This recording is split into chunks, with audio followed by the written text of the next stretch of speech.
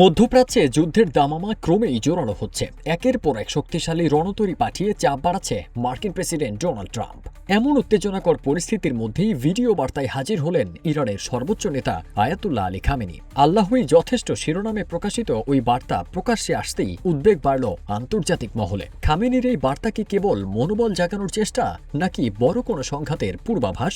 ভিডিওটিতে গত কয়েক দশকে দেয়া খামেনির বিভিন্ন ভাষণের অংশ সংকলন করা হয়েছে। কিউব হোল্ডিংসের গল্পে সেই রেখাটি আঁকা হয়েছিল আজ থেকে 1 যুগ আগে। নকশাই আমাদের ভাষা। Cube holdings limited.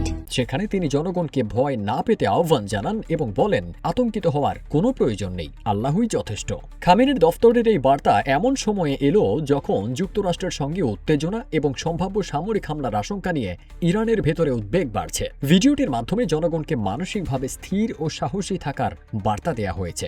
মধ্যপ্রাচ্যে পাঠানো যুক্তরাষ্ট্রের রণতরীটির নাম ইউএসএস আব্রাহাম লিঙ্কন। বিশেষ এই রণতরীটির দৈর্ঘ্য 333 মিটার বা 1092 ফুট। এটি ঘন্টায় 56 কিলোমিটার পাড়ি দিতে পারে। এতে 90টি এয়ারক্রাফট রাখার ব্যবস্থা রয়েছে। স্পেশাল ফাইটার জেটের মধ্যে রয়েছে F-35C stealth, F/A-18EF super hornet, E-2D hawk eye, EA-18G growler, MH-60RS sea hawk. মোট 5680 জন ক্রু মেম্বার রয়েছে রণতরীটিতে।